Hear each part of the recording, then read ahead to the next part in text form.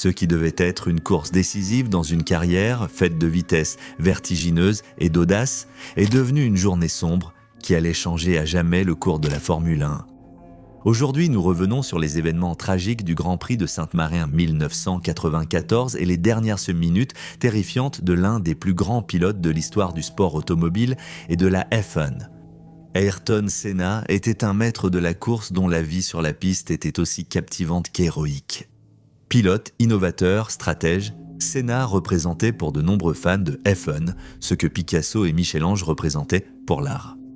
Son engagement à repousser les limites de ce qui semblait possible a défini sa carrière et inspiré des légions de fans ainsi que ses collègues pilotes. Fort de plusieurs titres mondiaux et de nombreuses victoires, il était en passe de transformer la Formule 1 par sa vision et son talent inégalé. Jusqu'à ce jour fatidique sur le circuit d'Imola, où un parcours censé mettre en valeur le sommet de son talent est devenu une histoire glaçante montrant à quelle vitesse tout peut basculer sur les circuits. Rejoignez-nous alors que nous explorons la vie d'une légende de 34 ans dont le prochain grand défi était d'asseoir encore davantage son statut parmi les plus grands, peut-être même le plus grand de tous les temps. S'il avait réussi, il aurait continué à dominer le sport qu'il aimait, mais le destin en avait décidé autrement. Si, comme moi, vos connaissances en Formule 1 se résument aux infos du soir, à la rubrique sport et à quelques posts sur les réseaux sociaux, vous pourriez penser. Ayrton Senna venait du moule typique des prodiges de la course, issu d'un milieu privilégié, né dans une famille de la royauté du sport automobile, préparé dès son plus jeune âge à dominer les circuits. Mais rien n'est plus faux. Bien qu'Ayrton ait eu une enfance confortable, son entrée dans le monde de la course n'était pas prédestinée par un héritage familial. La famille d'Ayrton n'était pas liée à la course automobile. Ils étaient hommes d'affaires à São Paulo, au Brésil. L'histoire d'Ayrton n'évoque pas des victoires précoces en course. C'est l'histoire d'un garçon qui aimait les voitures plus que tout. Ayrton est né le 21 mars 1960 et était l'enfant du milieu de sa famille, ce qui signifiait qu'il devait trouver des moyens de se démarquer. Depuis son plus jeune âge, Ayrton aimait tout ce qui roulait sur des roues. Il n'était pas entouré de circuits ou d'équipements, mais il avait des jouets et des cartes avec lesquels son père jouait avec lui. Son père, un homme d'affaires prospère, a vu à quel point Ayrton aimait les voitures, alors quand Ayrton n'avait que 4 ans, il lui a fabriqué un kart. Ce n'était pas sophistiqué, mais pour Ayrton, c'était parfait. Il le menait dans leur grand jardin, simulant de vraies courses. Pour Ayrton, tout a commencé là. Et bientôt, sa passion pour tout ce qui roulait allait faire de lui l'un des sportifs les plus célèbres au monde. En grandissant, Ayrton était comme n'importe quel autre enfant. Il allait à l'école, faisait du sport et traînait avec ses amis. Il n'était pas le meilleur élève, il était plutôt connu pour sa détermination et parfois un peu d'entêtement, des qualités qui allaient plus tard l'aider en course. En grandissant, sa fascination pour les voitures grandissait aussi. À l'adolescence, la famille d'Ayrton a reconnu son vif intérêt pour la compétition automobile. Ayrton avait clairement besoin de plus qu'une piste dans le jardin pour réaliser ses rêves. Lorsqu'il avait 13 ans, son père a décidé qu'il était temps de l'inscrire dans un environnement de course plus structuré.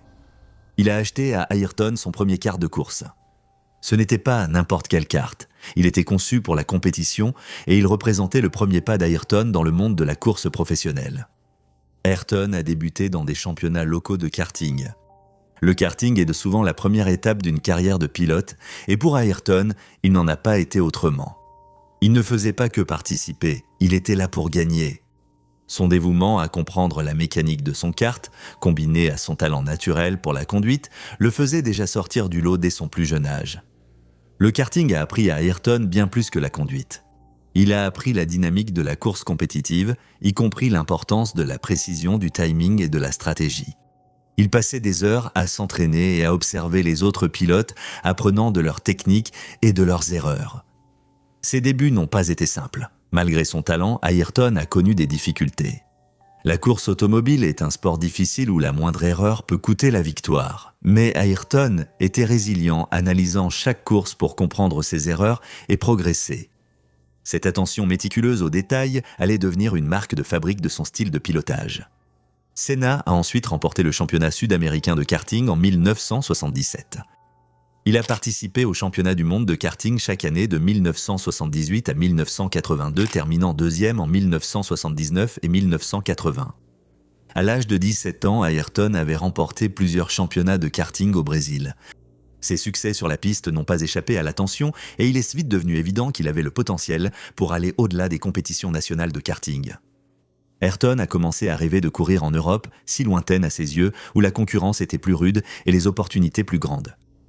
Avec le soutien de sa famille, Ayrton a pris la décision audacieuse de partir en Europe, une étape importante qui l'a obligé à laisser sa famille et ses amis derrière lui.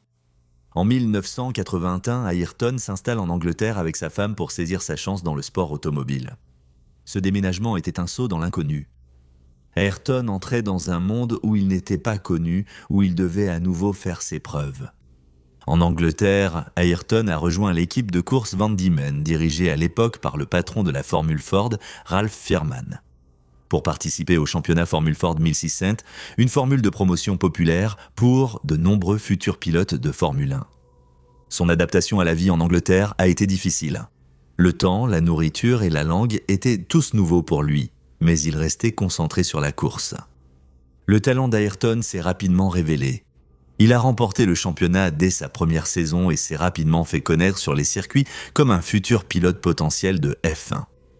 Son parcours, d'un jeune garçon à São Paulo à un champion en Angleterre, n'était que le début de ce qui allait devenir une carrière illustre dans le sport automobile. Mais c'était une carrière qui a failli se terminer avant même d'avoir commencé. Fin 1981, alors que sa première saison de course s'achevait, Ayrton s'est retrouvé à un carrefour qui aurait pu stopper prématurément sa carrière dans le sport automobile.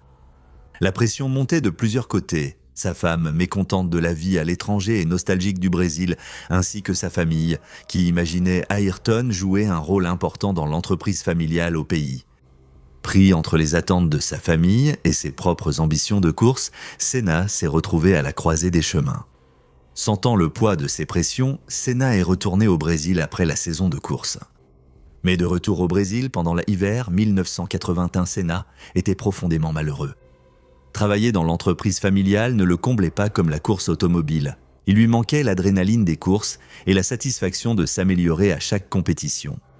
Malgré le confort et la sécurité que lui offrait l'entreprise familiale, il était clair pour Senna que sa passion se trouvait sur les circuits européens. Après des mois de réflexion, et malgré une forte résistance de sa famille, ainsi que des tensions conjugales persistantes, Senna prit une décision cruciale. En février 1982, il choisit de retourner en Europe pour continuer à courir, une décision qui mena finalement à la fin de son mariage. Cette décision marqua un tournant décisif dans la vie de Senna, mettant en lumière son engagement total envers la course, un engagement qui allait le voir tout perdre ou presque dans la poursuite de ses rêves, et un engagement qui finirait par le mener à une fin terrifiante. En 1984, Senna fit ses débuts en Formule 1 avec l'équipe Toleman. L'équipe n'était pas la plus compétitive, mais le génie de Senna restait incontestable.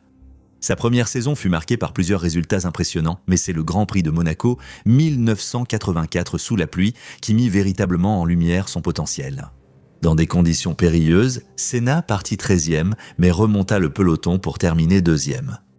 Beaucoup estiment qu'il aurait gagné si la course n'avait pas été interrompue prématurément en raison de la dégradation des conditions météo. Dans le univers survolté de la Formule 1, la course contre la montre et les concurrents est implacable, marquée par la précision, l'habileté et la vitesse pure. Chaque course voyait généralement Ayrton accomplir un nombre défini de tours, la course durant environ 90 minutes. Il ne pouvait ni couper les virages, ni sortir de piste sans risquer de pénalité. Ses mains et ses pieds sont constamment en action pour contrôler la direction, le freinage et l'accélération de la voiture, tout en changeant de vitesse jusqu'à 50 fois par tour. Pour terminer chaque course et être éligible aux points, Ayrton devait non seulement finir la course mais aussi se classer dans les 10 premiers. La Formule 1 a mis à l'épreuve la capacité d'Ayrton Senna à garder le contrôle d'une voiture de course parfaitement réglée à des vitesses dépassant les 320 km/h.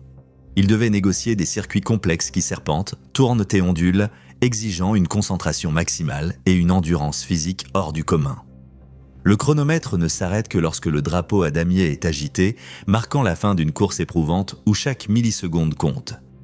Classé parmi les meilleurs pilotes du monde, Senna était sur la voie de devenir une légende de la Formule 1 surtout après sa brillante saison de révélation.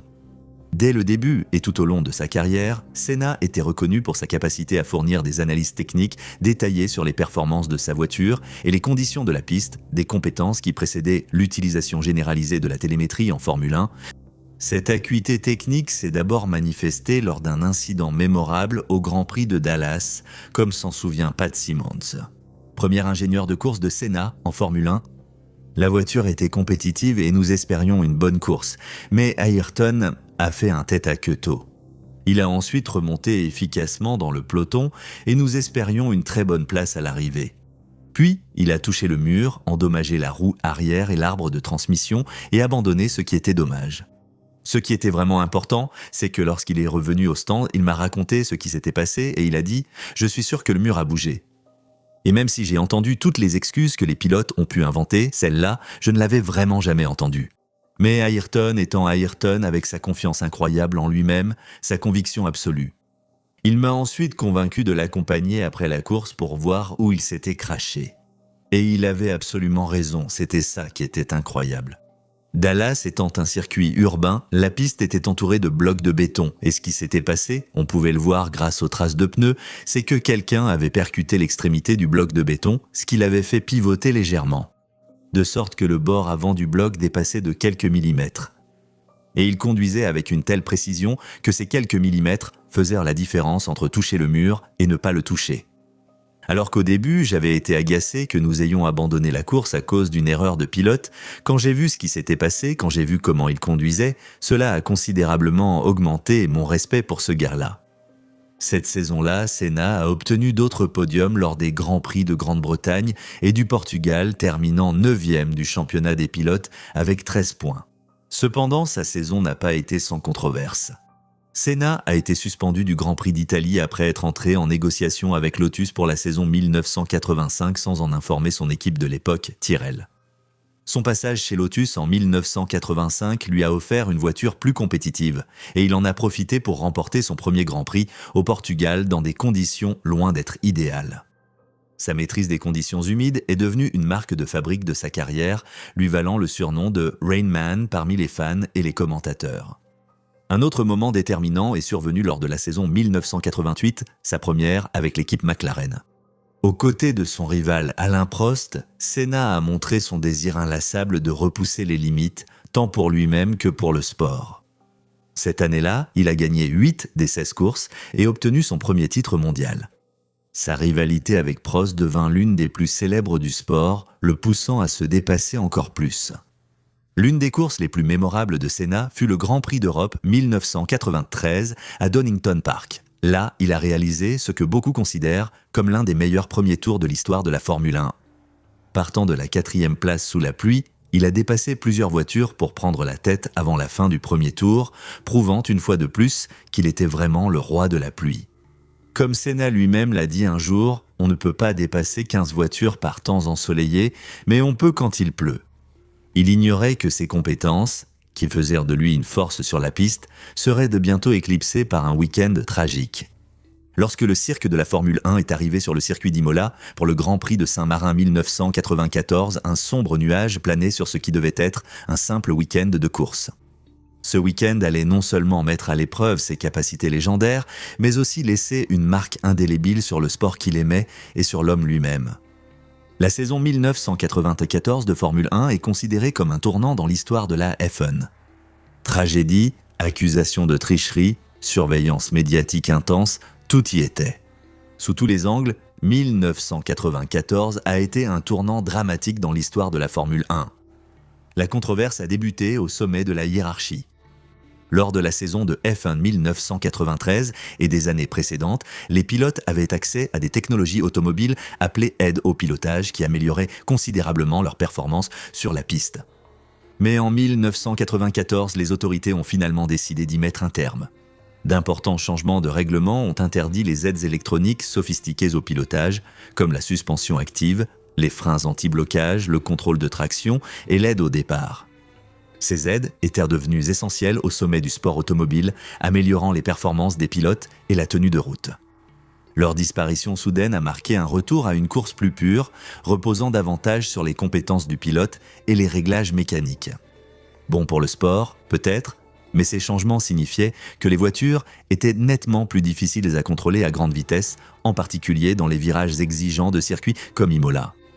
Les pilotes et les équipes étaient naturellement nerveux. Cela signifiait que leurs voitures étaient non seulement plus difficiles à manier, mais aussi plus imprévisibles.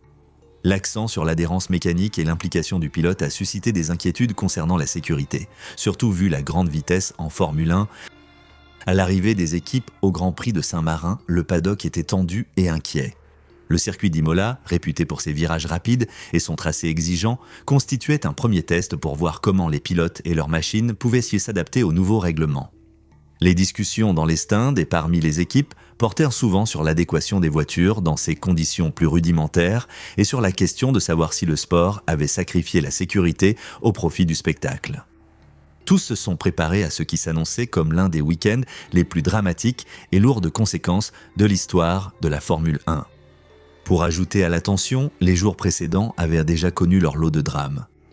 Le week-end troublant a commencé lors des séances d'essai du vendredi, lorsque Rubens Barrichello, une étoile montante et protégée d'Ayrton Senna, a été victime d'un accident terrifiant. En abordant la chicane variante Bassa, la Jordan de Barrichello a perdu le contrôle à grande vitesse. La voiture a violemment heurté un vibreur, la projetant en l'air. Elle a fait des tonneaux avant de heurter les barrières de pneus. L'impact a absorbé une partie de la force de l'accident, mais a laissé la voiture détruite et le cockpit exposé.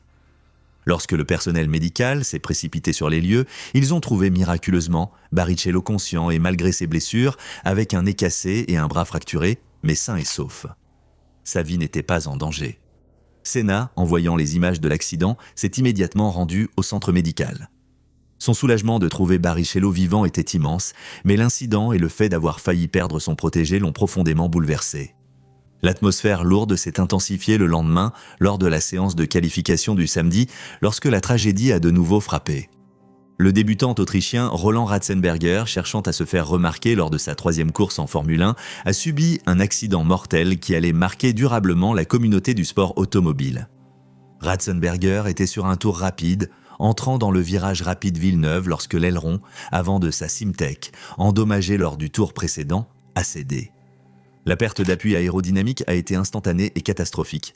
Sa voiture, incapable de tourner, a continué tout droit hors de la piste à près de 190 miles à l'heure, percutant un mur en béton.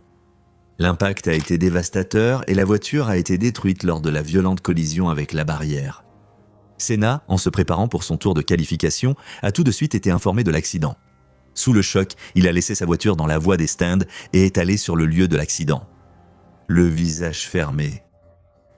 Plus tard, au centre médical, il a vu de ses propres yeux les conséquences de l'impact à grande vitesse. La perte de Ratzenberger, un collègue et un concurrent dans le sens le plus pur du terme, l'a visiblement affecté. On a vu Senna les larmes aux yeux, une rare faille dans son calme habituel, reflétant la dure réalité des risques auxquels ils étaient amenés tous confrontés. Il a été rapporté que Senna a passé cette soirée-là, sa dernière sur Terre, en profonde conversation avec des proches, réfléchissant aux dangers de leur sport. Ayrton Senna avait de très bonnes raisons d'être inquiet. Il venait tout juste de mettre fin à son long partenariat avec McLaren, une équipe avec des ingénieurs qu'il connaissait et en qui il avait confiance, et avec laquelle il avait remporté 3 titres de champion du monde des pilotes pour rejoindre Williams, un autre grand concurrent de la F1 avec la Williams FW6.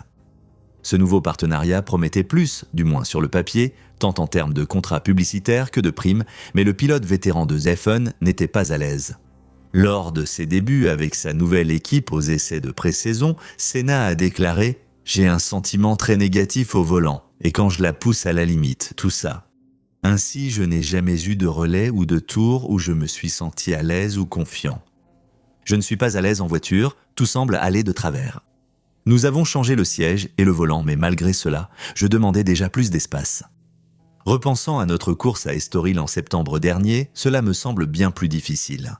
Cela s'explique en partie par le manque de changements électroniques. De plus, je ne fais pas encore totalement confiance aux caractéristiques propres de la voiture. Ça te rend beaucoup plus tendu et ça te stresse. » Les problèmes ont continué dès le début de la saison. Senna a vécu son pire début de saison en Formule 1 n'ayant ni terminé ni marqué de points lors des 2 premières courses, bien qu'il ait mené dans chacune. Ainsi découragé et troublé, Senna est arrivé à Imola dans l'espoir de redresser la situation. Il était loin de se douter que le destin lui réservait un sort bien plus sombre. Nous étions le 1er mai 1994. En ce jour de course fatidique, Alors que les moteurs rugissaient sous le soleil d'Imola, l'air était chargé d'anticipation et traversé par un courant de malaise. Ayrton Senna, toujours l'incarnation de la concentration et de la précision, s'était placé en pole position, les yeux fixés sur l'horizon, l'esprit peut-être hanté par les tragédies survenues plus tôt dans le week-end. Dans sa voiture se trouvait un drapeau autrichien, un symbole qu'il prévoyait de brandir après une victoire, pour rendre hommage à son ami Roland, mort ce week-end-là. Le feu vert s'est allumé, les drapeaux ont été agités et la puissance des machines de course les plus prestigieuses de la planète a été libérée. Senna a immédiatement pris les devants, sa Williams W16 fendant l'air frais avec le rugissement d'une bête réveillée. Cependant, à peine quelques instants après le début de la course, le chaos a éclaté. L'une des voitures, la Benetton de Gigi Leto, est restée immobile sur la grille de départ, telle une ancre inamovible au milieu d'une mer de vitesse. Les manœuvres d'évitement furent immédiates et frénétiques. Pedro Lamy, arrivant de derrière au volant d'une Lotus, n'a pas pu l'éviter à temps et est entré violemment en collision avec la voiture immobile de Leto. Des débris de leur véhicule pulvérisé ont volé comme des éclats d'obus, parsemant la piste et les tribunes. Au milieu du chaos, les spectateurs eux-mêmes ont été touchés par les débris volants. Lorsque la voiture de sécurité est sortie, le rythme est tombé au pas, contraste saisissant avec la vitesse grisante de la Formule 1. La voiture de sécurité Opel Vectra, modeste dans ses capacités, menait le peloton, mais sa vitesse insuffisante s'est révélée être un problème crucial. Son rythme lent a causé le refroidissement et la perte de pression des pneus haute performance, rendant la situation dangereuse pour ces véhicules conçus pour les vitesses extrêmes. Senna, toujours attentif et intensément concentré, a immédiatement reconnu le problème. Il a fait de grands gestes au conducteur de la voiture de sécurité pour qu'il accélère. Ces gestes étaient visibles pour ceux qui regardaient, une expression silencieuse mais intense d'urgence et de frustration. À la reprise de la course au 6e tour, Senna n'a pas tardé. Il a accéléré avec férocité, son véhicule répondant avec l'ardeur d'un animal en cage libérée, reprenant la tête et imposant un rythme effréné pour retrouver la température et la pression optimale des pneus. Mais alors qu'il approchait du tristement célèbre virage de Tamburello au 7e tour, un virage réputé pour sa difficulté et son caractère impitoyable, le désastre a frappé. Sa voiture, peut-être encore affectée par les problèmes de rythme précédents ou une défaillance mécanique cachée, n'a pas réussi à négocier le virage. Au lieu de cela, elle a continué tout droit hors de la trajectoire de course à une vitesse effrayante d'environ 307 km/h. Ayrton Senna a tenté de garder le contrôle, mais même l'un des meilleurs pilotes ne pouvait éviter ce qui allait arriver. En quelques instants, elle est entrée en collision avec le mur de béton à une vitesse estimée à 233 km/h. L'impact à cette vitesse a été catastrophique, la force de la collision provoquant la panique sur le circuit et parmi les spectateurs. Les équipes médicales se sont précipitées sur les lieux, luttant frénétiquement contre le temps avec un espoir désespéré. Ils ont travaillé pour extraire Senna des décombres, sa voiture étant un témoignage mutilé de la violence de l'accident. Ayrton Senna était encore en vie, tandis que l'équipe médicale tentait frénétiquement de le sauver, les questions surgissaient. Pourquoi le pilote de renommée mondiale a-t-il perdu le contrôle de sa machine ? Après tout, il faisait beau et Senna était en tête lors de son 7e tour sans aucune voiture à ses côtés. Lors d'un procès ultérieur, les procureurs italiens ont mis en cause le groupe Williams pour une colonne de direction défectueuse, brisée juste avant l'impact, rendant la voiture incontrôlable. Williams a répondu que la colonne de direction s'était brisée après l'accident, lequel était dû à d'autres problèmes. Damon Hill, coéquipier de Senna et champion du monde, pensait qu'une erreur de pilotage avait causé la sortie de piste. Michael Schumacher, qui était juste derrière Senna à Imola, a déclaré que Senna semblait nerveux dès le premier tour et que sa voiture a sauté et tressauté sur une bosse, ce qui l'a mené vers le virage fatal. Mais qu'il s'agisse d'une défaillance mécanique, d'une erreur de pilotage ou d'une circonstance imprévue, Ayrton Senna se battait pour sa vie. La télémétrie révélera plus tard qu'Ayrton Senna avait freiné 2 secondes avant de percuter le mur de béton. Lorsqu'ils l'ont extrait de sa voiture, la gravité de son état était évidente. Il avait perdu presque 90% de sa force vitale. Apparemment, une pièce attachée à la roue avant droite a pénétré son casque et a laissé un important enfoncement sur son front. Un morceau déchiqueté de l'ensemble porte-fusée semblait avoir traversé la visière du casque juste au-dessus de son œil droit. Il avait subi de graves blessures, dont des fractures du crâne, des lésions cérébrales et une rupture de l'artère temporale. En raison de la gravité de son état neurologique, l'équipe médicale a réalisé une trachéotomie d'urgence sur la piste avant son évacuation par hélicoptère vers l'hôpital. Des photos de Ayrton Senna recevant des soins sur la piste par le personnel médical d'urgence ont été prises par son ami et éditeur photo d'autosprint, Angelo Orsi. Par respect, ces photographies n'ont jamais été rendues publiques officiellement. Pendant 2h30, l'équipe médicale a lutté pour le sauver. Mais comme cela sera plus tard rapporté directement depuis la piste, l'impact contre le mur avait endommagé son tronc cérébral, le rendant inactif. Ayrton Senna est tragiquement décédé, ses derniers instants dans son cockpit à lutter pour le championnat dans le sport auquel il avait tout donné. Dans un sport où les tragédies étaient courantes mais les décès rares, les conséquences immédiates du tragique accident d'Ayrton Senna ont plongé le monde de la Formule 1 et le sport en général dans un profond état de choc et de deuil. Senna n'était pas seulement une figure emblématique dans le domaine du sport automobile, mais aussi un héros national au Brésil et une personnalité adorée à l'international. La réaction immédiate du monde de la Formule 1 fut un mélange de chagrin et d'une volonté déterminée d'améliorer les normes de sécurité dans le sport. La nature même de l'accident de Senna, survenu malgré les normes de sécurité déjà élevées, a servi de rappel brutal des risques inhérents aux courses à grande vitesse. Cela a entraîné des changements immédiats dans les protocoles et une réévaluation des mesures de sécurité sur les circuits mondiaux. Dans les semaines qui ont suivi la tragédie, de nombreux circuits de Grand Prix ont modifié leurs installations pour renforcer la sécurité des pilotes. Cela comprenait des modifications des tracés pour réduire les virages à grande vitesse et l'installation de barrières de sécurité plus avancées conçues pour mieux absorber les impacts. La FIA, l'instance dirigeante de la Formule 1, a également mis en place plusieurs mesures de sécurité à court terme et a lancé une révision complète des normes de sécurité, ce qui a conduit à des changements réglementaires plus importants dans les années suivantes. La mort de Senna est devenue un catalyseur pour l'une des périodes les plus intensives de l'histoire de la Formule 1 en matière de sécurité. Son accident, ainsi que la mort de Roland Ratzenberger le même week-end, ont marqué un tournant qui a conduit à une réforme généralisée de l'approche de la sécurité dans ce sport. Cela a inclus l'introduction éventuelle du dispositif HANS de protection de la tête et du cou, des normes de crash test plus strictes pour les voitures, ainsi que de nombreux changements dans la conception des voitures et les normes de sécurité des circuits, visant à mieux protéger les pilotes. Le week-end tragique à Imola a entraîné la reformation de l'Association des pilotes de Grand Prix qui était inactive à l'époque. Dirigée par les pilotes, cette organisation vise à améliorer la sécurité et à faire entendre leur voix lors des discussions sur les conditions de course et les technologies de sécurité.